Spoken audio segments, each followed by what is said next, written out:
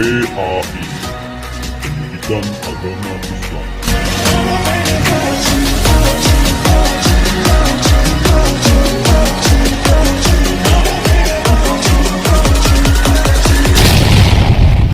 Assalamualaikum warahmatullahi wabarakatuh. Halo anak-anakku semua, gimana kabarnya? Semoga kalian semua dalam keadaan sehat dan semangat. Oke, di rumah jangan lupa tetap semangat belajarnya, jaga kesehatannya. Jangan lupa sebelum belajar sarapan dulu biar kuat dan hebat ya. Baik, hari ini kita akan belajar bab 7, rendah hati, hemat, dan jujur. Silahkan buku paketnya dibuka halaman 61, bab 7, rendah hati, hemat, dan jujur. Sebelum kita belajar, alangkah baiknya kita berdoa terlebih dahulu. Semoga Allah memberikan ridho, memberikan kelancaran belajar kita hari ini, dan semoga kita mendapatkan ilmu yang banyak dan bermanfaat. Angkat kedua tangannya. Mari kita baca bersama-sama. Bismillahirrahmanirrahim. Rabbi zidni ilma warzuqni fahma. Amin. Baik, anak-anakku, kita pelajari materi hari ini, rendah hati, hemat, dan jujur. Simak videonya sampai selesai, jangan di skip. Kemudian setelah itu kerjakan tugas di akhir video. Rendah hati. Rendah hati sering disebut dengan tawadu. Orang yang rendah hati merasa bahwa dirinya adalah sama atau bahkan lebih rendah dari orang lain. Tidak merasa lebih kaya walaupun sebenarnya mempunyai harta berlebih. Tidak merasa lebih pandai dari yang lain meskipun dia sering menjadi juara di dalam kelas.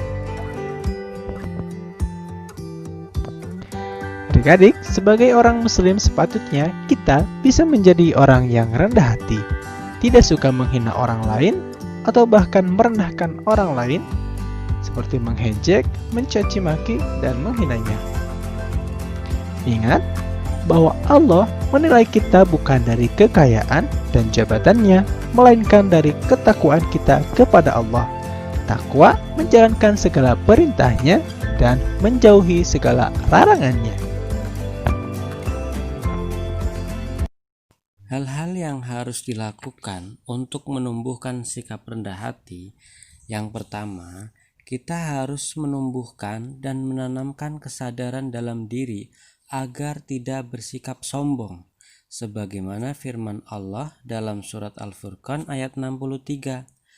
Adapun hamba-hamba Tuhan yang Maha Pengasih itu adalah orang-orang yang berjalan di bumi dengan rendah hati, dan apabila orang-orang bodoh menyapa mereka dengan kata-kata yang menghina, mereka mengucapkan salam.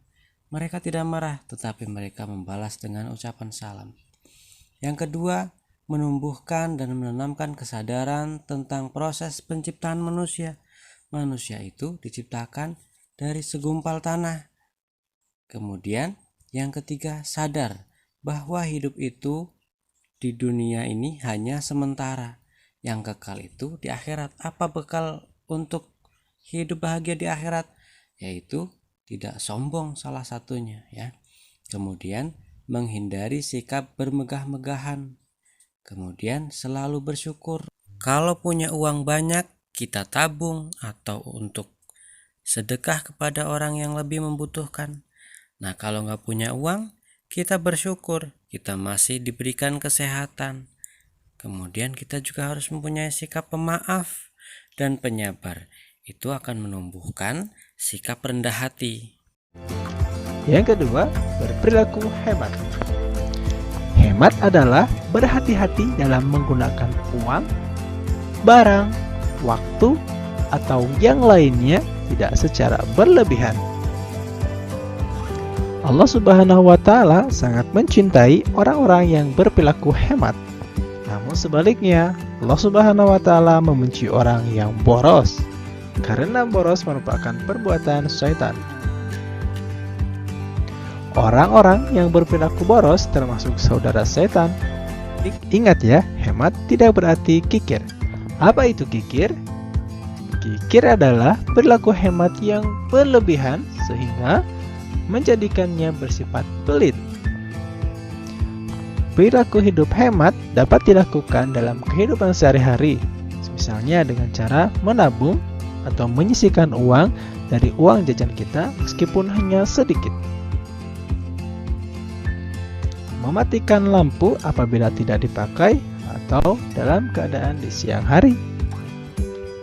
Menghemat air ketika kita berwudu dan mandi dan lain sebagainya. Dapat dilakukan dalam kehidupan sehari-hari, misalnya dengan cara menabung atau menyisihkan uang dari uang jajan kita meskipun hanya sedikit. Ditinggikan derajatnya oleh Allah. Mematikan lampu apabila tidak dipakai atau dalam keadaan di siang hari. Keberkahan dalam hidup. Menghemat air ketika kita berwudu dan mandi dan lain sebagainya. Dapatnya pun akan semakin meningkat. Ketiga, jujur. Jujur adalah sikap mulia sebagai cerminan seorang muslim. Dengan selalu bersikap jujur, seseorang akan mendapatkan kepercayaan dari orang lain. Sifat ini harus dimiliki kita selaku orang muslim. Setiap pembelajaran hendaknya membiasakan diri berperilaku jujur agar ilmu yang kita dapati dapat bermanfaat. Jangan sekali-kali kita berbohong, karena sekali berbohong kita tidak akan dapat dipercaya lagi. Jujur. Tidak mencontek ketika ujian. Membayar ketika kita berbelanja di koperasi atau di kantin. Memberikan alasan yang jujur ketika kita tidak sekolah atau terlambat datang ke kelas. Kemudian, yakin bahwa kejujuran merupakan sikap terpuji yang disenangi Allah. Kita yakin orang yang senantiasa jujur berarti menjaga diri dari hitamnya wajah di akhirat nanti. Nanti di akhirat orang-orang bisa dikenali dari wajahnya. Orang yang wajahnya hitam berarti dia adalah orang yang di dunia tidak pernah jujur. Sebagaimana surat Az-Zumar ayat 60, Bismillahirrahmanirrahim. Wa yawmal qiyamati taral ladzina kadzabu 'alallahi wujuhuhum muswaddah. Alaysa fi jahannama mathwal lil mutakabbirin. Yang artinya, dan pada hari kiamat engkau akan melihat orang-orang yang berbuat dusta terhadap Allah, wajahnya menghitam. Bukankah neraka jahanam itu tempat tinggal bagi orang yang menyombongkan diri? Nah, hati-hati ya, jangan sampai kita dikenali di akhirat dengan wajah yang hitam. Na'udzubillah min dzalik. Tanda-tanda orang jujur bisa dilihat dari berikut ini. Yang pertama, kalau berbicara itu selalu benar. Kemudian, kalau dia membuat janji selalu ditepati. Dan disiplin dan tertib dalam melakukan sesuatu. Jikalau ada tugas, pasti segera dikerjakan. Jikalau ulangan, pasti tidak akan mencontek. Itu adalah orang-orang yang selalu bersikap jujur. Karena jujur bisa membawa kita ke surga Allah. Sebaliknya, jika kita berbohong, maka neraka jahanam tempatnya. Na'udzubillah min dzalik.